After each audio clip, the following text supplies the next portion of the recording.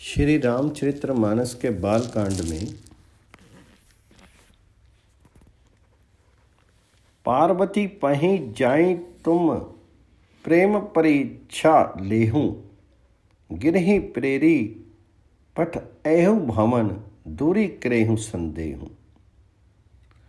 आप लोग पार्वती के पास जाकर के उनके प्रेम की परीक्षा लीजिए और हिमाचल को कहकर उन्हें पार्वती को लिवा लाने के लिए भेजिए तथा पार्वती को घर भिजवाइए और उनके संदेह को दूर कीजिए। ऋषिनः गोरी देखी ता कैसी, मूर्ति मंत तपस्या जैसी। बोले मुनि सुनो शैल कुमारी, करहूं कवन कारण तप भारी। ऋषियों ने वहां जाकर के पार्वती को कैसी देखा, मानो मूर्तिमान तपस्या ही हो। मुनि बोले हे शैल कुमारी सुनो, तुम किस लिए इतना कठोर तप कर रही हो? के ही अवराध हो का तुम चाहूं, हम सन सत्य मरमु किन कहूं। कहत बचन मनु अति सच्चाई, हंसी हहु सुनी हमारी जड़ताई। मनु हठ परना सुनिए सिखावा, चहत बारी पर भीति उठावा। नारद कहा सत्य सोई जाना, बिनु पखंड हम चही उड़ाना। तुम किसकी आराधना करती हो और क्या चाहती हो? हमसे अपना सच्चा भेद क्यों नहीं कहती? पार्वती ने कहा बात कहते मन बहुत सच्चाता है, आप लोग मेरी मूर्खता सुनकर हंसेंगे। मन ने हठ पकड़ लिया है, वे उपदेश नहीं सुनता और जल पर दीवाल उठाना चाहता है। नारद जी ने जो कह दिया उसे सत्य जानकर मैं बिना ही पांख उड़ना चाहती हूँ। देखूं मुनि अविवेकु हमारा, चाहिए सदा शिव ही भरतारा। हे मुनियों, आप मेरा अज्ञान तो देखिए कि मैं सदा शिवजी को ही पति बनाना चाहती हूँ। सुनत वजन वे से दिशे, गिरि संभव तब दे। नारद कर उपदेश सुनी, कहूँ बसेऊं कि सुगे। पार्वती जी की बात सुनते ही ऋषि लोग हंस पड़े और बोले तुम्हारा शीर पर्वत से ही तो उत्पन्न हुआ है। भला कहा तो नारद का उपदेश सुनकर आज तक किसका घर बसा है? दक्ष सुतनह उपदेश नि जाई, तिन्ह फिर भवन न देखा आई। चित्रकेतु कर धरो उन घाला, कनक कसिपो कर पुनि असहाला। उन्होंने जाकर के दक्ष के पुत्र को उपदेश दिया था, जिससे उन्होंने फिर लौटकर घर का मुंह भी नहीं देखा। चित्रकेतु के घर को नारद ने ही चौपट किया। फिर यही हाल हिरण्यकश्यप का भी हुआ। नारद सीख जे सुनी न नारी, अवसी हो ही तजी भवन भिखारी। मन कपटी तन सज्जन चीना, आपो सरसी सब ही चैकीना। जो स्त्री पुरुष नारद की सीख सुनते हैं वे घर बार छोड़ करके अवश्य भिखारी हो जाते हैं। उनका मन तो कपटी है, शीर पर सज्जनों के चिन्ह हैं। वे सभी को अपने समान बनाना चाहते हैं। तेहि के बचन मनी विश्वासा, तुम चाहो पति सहज उदासा। निर्गुण नीलज कुबेश कपाली, अकुल अगे दिगंबर व्याली। उनके वचनों पर विश्वास मान करके तुम ऐसा पति चाहती हो जो स्वभाव से ही उदासीन, गुणहीन, निर्लज, बुरे वेश वाला, नर, कपालों की माला पहनने वाला, कुलहीन, बिना घर बार का, नंगा और शीर पर सांपों को लपेटे रखने वाला है। कहु कवन सुख अस बरु पाए। भल बोली हूँ ठक के बुराई, पंच कहे शिव सती बिहाही, पुनि अब डेरी मराए एन ही ताई। ऐसे वर के मिलने से कहो तुम्हें क्या सुख होगा। तुम उस ठग नारद के बहकावे में आकर के खूब भूली।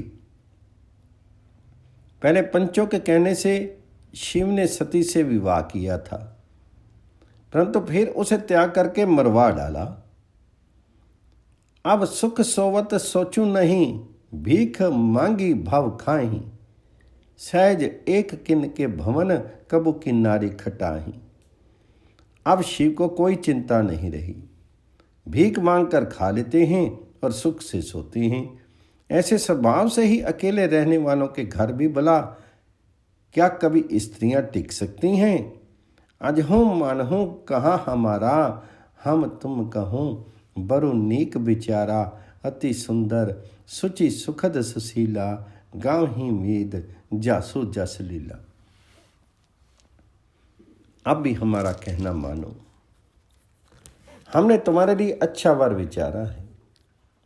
वह बहुत ही सुंदर, पवित्र, सुखदायक और सुशील है, जिसका यश और लीला वेद गाते हैं। दूषण रहित सकल गुण राशि, श्रीपति पुर बैकुंठ निवासी। अस बरु तुम्हें मिलाऊ आनी, सुनत बेसी क्या बचन भवानी। वे दोषों से रहित, सारे सद्गुणों की राशि, लक्ष्मी का स्वामी और बैकुंठपुरी का रहने वाला है। हम ऐसे वर को ला करके तुमसे मिला देंगे। ये सुनते ही पार्वती जी हंसकर बोली, सत्य कहे हो गिरि भाव तनु ऐहा, हाथ ना छूट छूटे बरु देहा। कनकऊ पुनि पशांते होई, जा रे हो जय सहजू न परिहर सोई। आपने ये सत्य ही कहा कि मेरा ये शरीर पर्वत से उत्पन्न हुआ है, इसलिए हठ नहीं छूटेगा। शीर भले ही छूट जाए, सोना भी पत्थर से ही उत्पन्न होता है, सो वह जलाए जाने पर भी अपने स्वभाव को नहीं छोड़ता है, वो सोना ही रहता है। नारद वचन ना मैं परिहरूं, बसों भवनों उज राऊ नहीं डरूं। गुरु के वचन पर थिति ना जेही, सपने हूँ सुगम ना सुख सिद्धि तेही। अतः मैं नारद जी के वचनों को नहीं छोड़ूंगी, चाहे घर बसे या उजड़े। इससे मैं नहीं डरती। जिसको गुरु के वचनों में विश्वास नहीं है, उसको सुख और सिद्धि स्वप्न में भी सुगम नहीं होती। महादेव अवगुण भवन, विष्णु सकल गुण धाम। जेहि कर मनु रम जाहि, सन तेहि सन काम। माना कि महादेव जी अवगुणों के भवन हैं और विष्णु समस्त सद्गुणों के धाम हैं, पर जिसका मन जिसमें रम गया उसको तो उसी से काम है। जो तुम मिलते हो प्रथम मुनीसा, सुनतियों सिख तुम्हारे धरी सीसा। अब मैं जन्मों संबोहित हारा, को गुण दूषण करे विचारा। हे मुनीश्वरों, यदि आप पहले मिलते तो मैं आपका उपदेश सिर माथे रख करके सुनती, परंतु अब तो मैं अपना जन्म शिव जी के लिए हार चुकी, फिर गुण दोषों का विचार कौन करे। जो तुमरे हट हृदय विशेषी, रही न जाई बिनु किए परेशी। तो कौतिकी अन्न आलसु नाही, बर कन्या अनेक जग माही। यदि आपके हृदय में बहुत ही हठ है और विवाह की बातचीत किए बिना आपसे रहा ही नहीं जाता, तो संसार में वर कन्या बहुत हैं। खिलवाड़ करने वालों को आलस्य तो होता नहीं, और कहीं जाकर कीजिए। जन्म कोठी लगी रगर हमारी, बरऊं शंभु नाता रहूं कुवारी, तजऊं न नारद कर उपदेशु, आपो कहू सत बार में हेसु। मेरा तो करोड़ जन्मों तक यही हट रहेगा कि या तो शिव जी को वरूंगी, नहीं तो कुमारी ही रहूंगी। स्वयं शिव जी 100 बार कहें तो भी नारद जी के उपदेश को नहीं छोड़ूंगी। मैं पा परों कहीं जगदम्बा, तुम ग्रह गवन हूं भेव विलंबा। देखी प्रेम बोले मुनि ज्ञानी, जय जय जगदम्बिके भवानी। जगत जननी पार्वती जी ने फिर कहा कि मैं आपके पैरों पर पड़ती हूँ, आप अपने घर जाइए, बहुत देर हो गई। शिवजी में पार्वती जी का ऐसा प्रेम देख करके ज्ञानी मुनि बोले, हे जगत जननी, हे भवानी, आपकी जय हो जय हो। तुम माया भगवान शिव सकल जगत पितु मात, नई चरण सिर मुनि चले, पुनि पुनि हर्षत गात। आप माया हैं और शिव जी भगवान हैं। आप दोनों समस्त जगत के माता पिता हैं। ये कहकर के मुनि पार्वती जी के चरणों में सिर नमा कर चल दिए। उनके शीर बार बार पुलकित हो रहे थे। जाई मुनि हिमवंतु पठाए, करी विनती गिर जही गिरी लियाए। बहुरी सप्त ऋषि शिव पही जाई, कथा उमा के सकल सुनाई। भय मगन शिव सुनत स्नेहा, हर्षि सप्तऋषि गमने गेहा।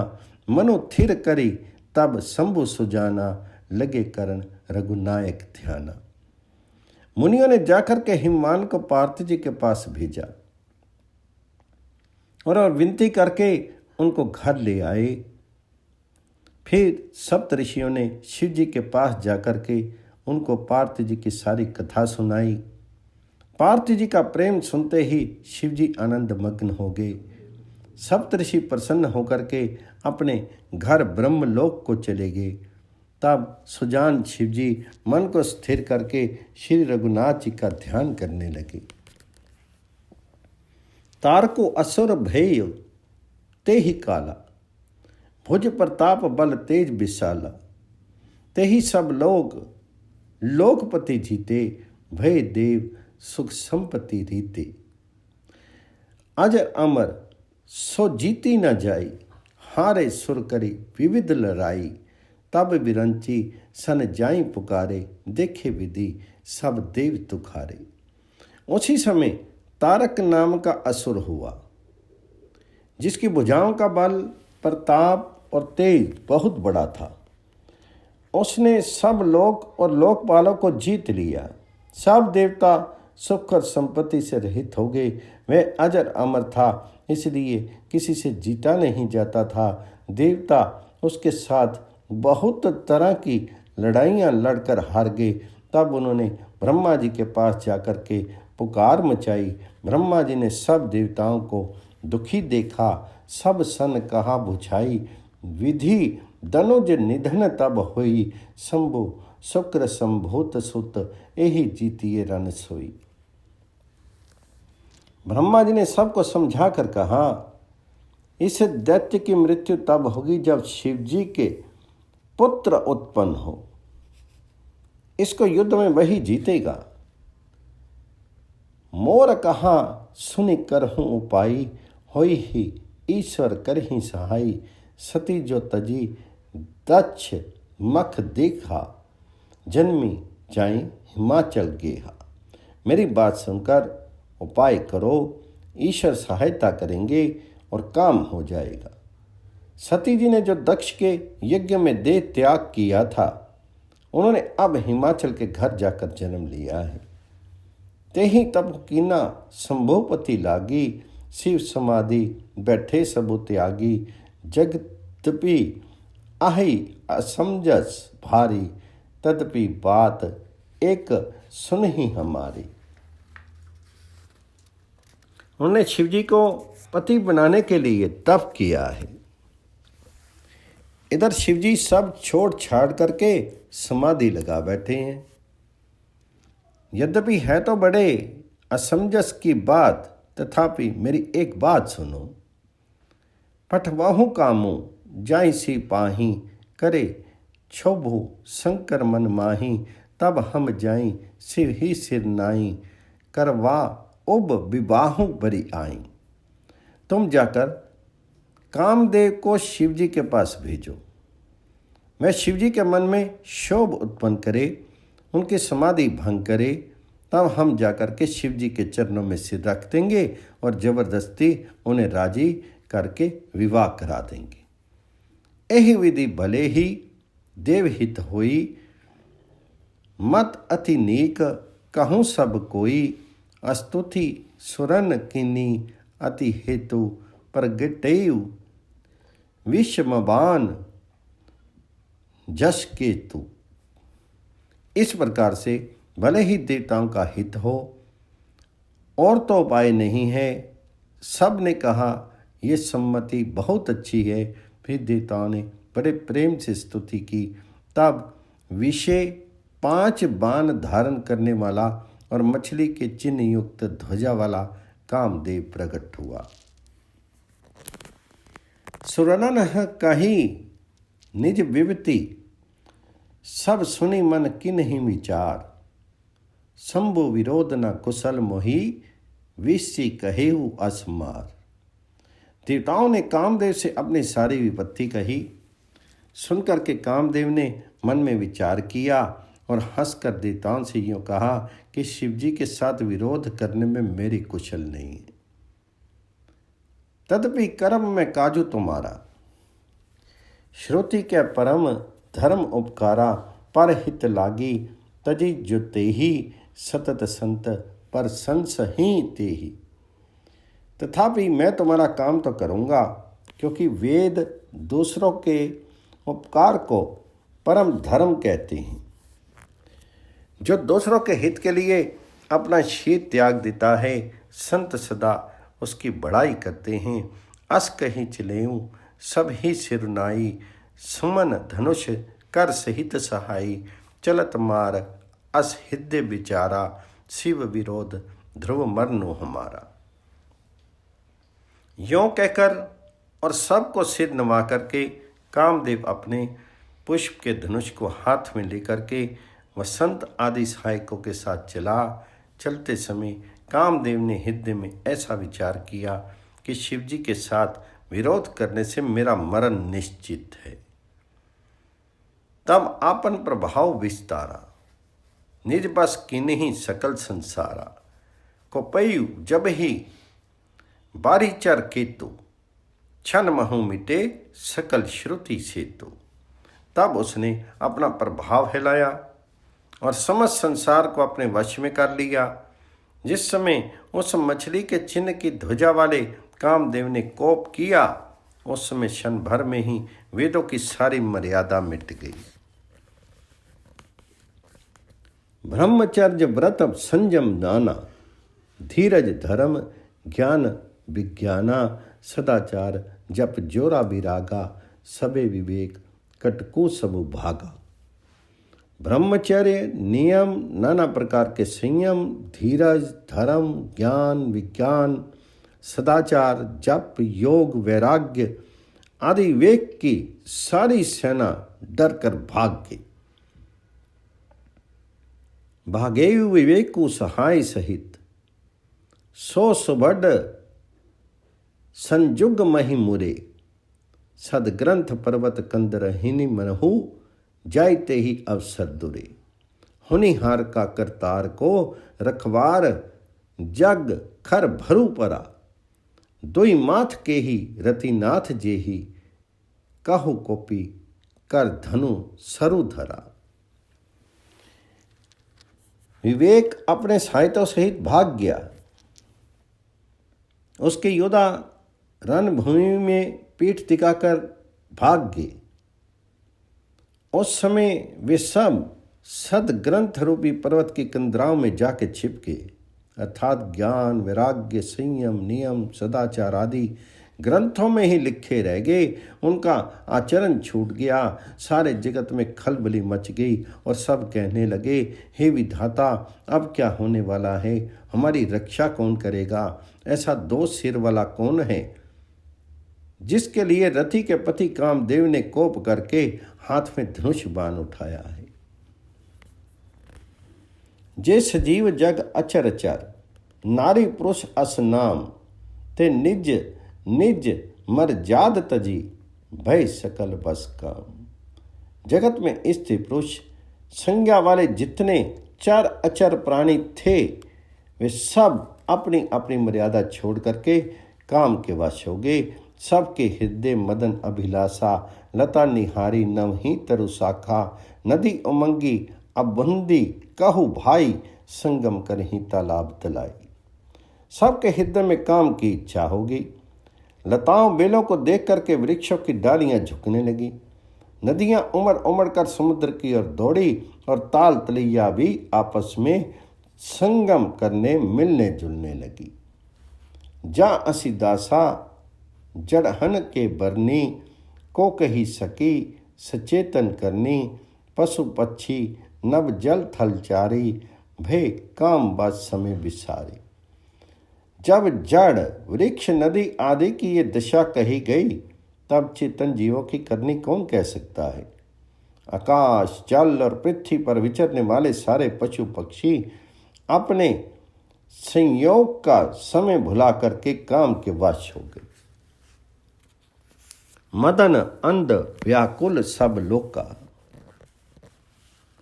निशि दिनु नहीं अवलोक ही कोका, देव धनुज नर किन्नर ब्याला, प्रेत पिशाच भूत बेताला। सब लोग कामांध होकर व्याकुल हो गए। चकवा चकवी रात दिन नहीं देखते। देव दैत्य मनुष्य किन्नर सर्प प्रेत पिशाच भूत वेताल, इनके दशा न कहीं बखानी।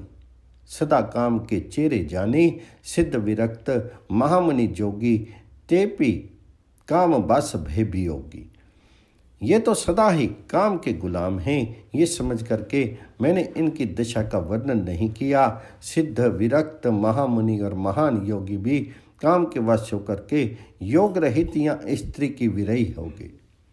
वे काम बस जोगी तापर पावर नहीं की को कहे, देखी चराचर नारी में, जो ब्रह्म में देखत रहे। अबला विलोक ही पुरुष में जगु, पुरुष सब अबला में। दुई दंड भरी ब्रह्मांड, भीतर काम कृत कौतुक अयम। जब योगीश्वर और तपस्वी भी काम के वश हो गए, तब पामर मनुष्यों की कौन कहे? जो समस्त चराचर जगत को ब्रह्म में देखते थे, वे अब उसे स्त्री में देखने लगे। स्त्रियां सारे संसार को पुरुष में देखने लगी और पुरुष उसे स्त्री में देखने लगे। 2 घड़ी तक सारे ब्रह्मांड के अंदर कामदेव का रचा हुआ ये कौतुक तमाशा होता रहा। धरी ना काहूं धीर सब के मन, मन से जहरे, जे राखे रघुबीर ते, उबरे ते ही काल महू। किसी ने भी हृदय से धैर्य धारण नहीं किया। कामदेव ने सबके मन हर लिए। श्री रघुनाथ जी ने जिनकी रक्षा की, केवल वे ही उस समय बचे रहे। उभे घरी अस कौतुक भेव, जो लागे काम संभु पही गेव, सिवही बिलोकी संस केयु मारो, भेव जथा थिति सबु संसारो। 2 घड़ी तक ऐसा तमाशा हुआ जब कामदेव शिव जी के पास पहुंच गया। शिव जी को देख करके कामदेव डर गया। तब सारा संसार फिर जैसा का तैसा स्थिर हो गया। भई तुरत सब जीव सुखारे, जिमी मद उतरी गे मतवारे, रुद्र ही देखी मदन भय माना, दुराध रश दुर्गम भगवाना। तुरंत ही सब जीव जैसे ही सुखी हो गए, जैसे मतवाले नशा पिए हुए लोग मद नशा उतर जाने पर सुखी होते हैं। अधर्ष जिनको पराजित करना अत्यंत ही कठिन है और दुर्गम जिनका पार पाना कठिन है। भगवान संपूर्ण ऐश्वर्य, धर्म, यश, श्री, ज्ञान और वैराग्य रूप 6 ईश्वरीय गुणों से युक्त रुद्र महाभयंकर शिव जी को देख करके कामदेव भयभीत हो गया। फिरत लाज कछु करी नहीं जाई, मरनु ठानी मन रचेसी उपाई। प्रगटेसी तुरत रुचिर ऋतु राजा, कुसुमित नव तरु रजी विराजा। लौट जाने में लज्जा मालूम होती है और कत्ते कुछ बनता नहीं। आखिर मन में मरने का निश्चय करके उसने उपाय रचा। तुरंत ही सुंदर ऋतुराज वसंत को प्रकट किया। फूले हुए नए नए वृक्षों की कतारें शोभित होगी। वन उपवन बापिका तड़ागा, परम सुभग सब दिशा विभागा।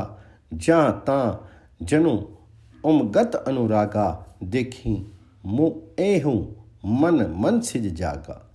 वन उपवन बावली तालाब और सब दिशाओं के विभाग परम सुंदर हो गए। जहाँ तहाँ मानो प्रेम उमड़ रहा है, जिसे देख करके मरे मनों में भी कामदेव जाग उठा। जागई मनोभाव मोए हूँ मन, बन सुभगता न पैर कहीं। शीतल सुगंध सुमंद मारुत मदन अनल सखा सही। विकसे सरन ही बाहु कंज गुंजत, पुंज मंजुल मधुकरा। कलहंस पिक सुख सरस, रव करी गान नाच ही अप्सरा। मरे हुए मन में ही कामदेव जागने लगा। वन की सुंदरता कहीं नहीं जा सकती। काम रूपी अग्नि का सच्चा मित्र शीतल मंद सुगंधित पवन चलने लगा। सरोवरों में अनेकों कमल खिल गए, जिन पर सुंदर भौरों के समूह गुंजार करने लगे। राजहंस कोयल और तोते रसीली बोली बोलने लगे और अप्सराएं गा गा कर नाचने लगी। सकल कला करी कोटि विधि हारेऊ सेन समेत। चली न अचल समाधि शिव को पौ हृदय निकेत। कामदेव अपनी सेना समेत करोड़ों प्रकार की सब कलाएं उपाय करके हार गया, पर शिवजी की अचल समाधि नहीं डिगी। कामदेव क्रोधित हो उठा। देखी रसाल बिटप बर साखा, ते ही पर छड़ेऊ मदनु मन माखा। सुमन चाप निज सर संधाने, अति रिसता की श्रवण लघिता ने। आम के वृक्ष की एक सुंदर डाली देख करके मन में क्रोध में भरा हुआ कामदेव उस पर चढ़ गया। उसने पुष्प धनुष पर अपने 5 बाण चढ़ाए और अत्यंत क्रोध से लक्ष्य की ओर ताक करके उन्हें कान तक तान लिया। छाड़े विषम विस्खी उर लागे, छूटी समाधि संभूत अब जागे। भयो ईस मन शोभु विशेषी, नयन उधारी सकल दिशि देखी। कामदेव ने तीक्ष्ण 5 बाण छोड़े जो शिव जी के हृदय में लगे। तब उनकी समाधि टूट गई और वे जाग गए। ईश्वर शिव जी के मन में बहुत क्षोभ हुआ।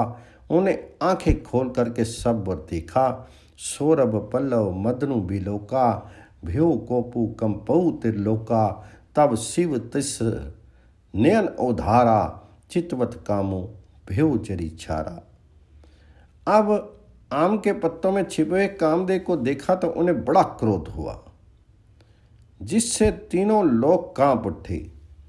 तब शिवजी ने तीसरा नेत्र खोला। उनके देखते ही कामदेव चल के भस्म हो गया। हाहाकार भयु जग भारी, डर पे सुर भय असुर सुखारी। समुझी काम सखू सोची भोगी, भय अकंटक साधक जोगी। जगत में बड़ा हाहाकार मच गया। देवता डर गए, दैत्य सुखी हुए। भोगी लोग काम सिख को याद करके चिंता करने लगे और साधक जोगी निष्कंटक हो गए। जोगी अकंटक भय पति गति, सुनत रति मरुच्छित भई। रोदती बदती बहु भांति करना करती, शंकर पही गई अति प्रेम करी विनती विविध विधि, जोरी कर सन्मुख रही प्रभु आशुतोष कृपाल शिव, अबला निरखी बोले सही। योगी निष्कंटक हो गई। कामदेव की स्त्री रति अपने पति की ये दशा सुनते ही मूर्छित हो गई। रोती चिल्लाती और भांति भांति से करना करती हुई वह शिव जी के पास गई। अत्यंत प्रेम के साथ अनेकों प्रकार से विनती करके हाथ जोड़ करके सामने खड़ी हो गई। शीघ्र प्रसन्न होने वाले कृपालु शिव जी अबला असहाया स्त्री को देख करके सुंदर उसको सांत्वना देने वाले वचन बोले। अब ते रति तब नाथ कर हो ही नाम अनंग, बिनु बपु व्याप ही सब ही, पुनि सुनु निज मिलन प्रसंग। हे रति, अब से तेरे स्वामी का नाम अनंग होगा, वह बिना ही शरीर के सब को व्यापेगा। अब तो अपने पति से मिलने की बात सुन। जब जदुवंश कृष्ण अवतारा, होय ही हरण महामही भरा, कृष्ण तने होय ही पति तोरा, वचनु अन्यथा होई न मोरा। जब पृथ्वी के बड़े भारी भार को उतारने के लिए यदुवंश में श्री कृष्ण का अवतार होगा, तब तेरा पति उनके पुत्र प्रद्युम्न के रूप में उत्पन्न होगा। मेरा ये वचन अन्यथा नहीं होगा। रति गमनी सुन शंकर बानी, कथा अपर अब कहूँ बखानी, देवन समाचार सब पाए, ब्रह्मा आदिक बैकुंठ सिधाई। शिव जी के वचन सुनकर के रति चली गई। अब दूसरी कथा बखान कर विस्तार से कहता हूँ। ब्रह्मा आदि देवताओं ने ये सब समाचार सुने तो वे बैकुंठ को चले। सब सुर विष्णु विरंची समेता गे, जहाँ शिव कृपा निकीता, पृथक पृथक तिन्ही किन्हीं प्रशंसा, भय प्रसन्न चंद्र अवतंसा। बोले कृपा सिंधु ब्रस के तू, कहू अमर आए के ही हेतु, कह विधि तुम प्रभु अंतर्जामी, तदपि भक्ति बस बिनु स्वामी। फिर वहाँ से विष्णु और ब्रह्मा सहित सब देवता वहाँ गए जहाँ कृपा के धाम शिव जी थे। उन सब ने शिव जी की अलग अलग स्तुति की। तब शशिभूषण शिव जी प्रसन्न हो गए। कृपा के समुद्र शिव जी बोले, हे देवताओं, कहिए आप किस लिए आए हैं। ब्रह्मा जी ने कहा, हे प्रभु, आप अंतर्यामी हैं, तथापि हे स्वामी, भक्तिवश में आपसे विनती करता हूँ। सकल सुर नह के हृदय अस, शंकर परम उचाहु, निज ने नहीं देखा, चही नाथ तुम्हार विवाह। हे शंकर, सब देवताओं के मन में ऐसा परम उत्साह है कि हे नाथ, वे अपनी आंखों से आपका विवाह देखना चाहते हैं। ये उत्सव देखी भरी लोचन, सोई कछु करहु मदन मद मोचन, कामु जारी रति कहूँ बरु दीना, कृपा सिंधु ये अति भल कीना। हे कामदेव के मत को चूर करने वाले, आप ऐसा कुछ कीजिए जिससे सब लोग इस उत्सव को नेत्र भर के देखें। हे कृपा के सागर, कामदेव को भस्म करके आपने रति को जो वरदान दिया सो बहुत ही अच्छा किया। शास्ति करे पुनि कर ही पसाओ, नाथ प्रभुन कर सहज स्वभाव, पार्वती तब कीना अपारा, करहूँ तासु अब अंगीकारा।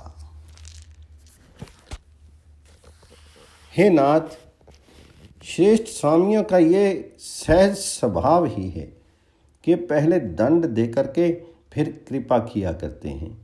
पार्वती ने अपार तप किया है, अब उन्हें अंगीकार कीजिए।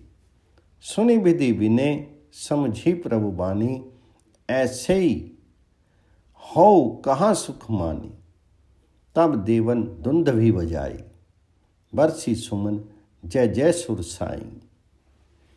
अवसर जानी सप्तऋषि आए, तुरत ही बिरद गिरि भवन पठाए।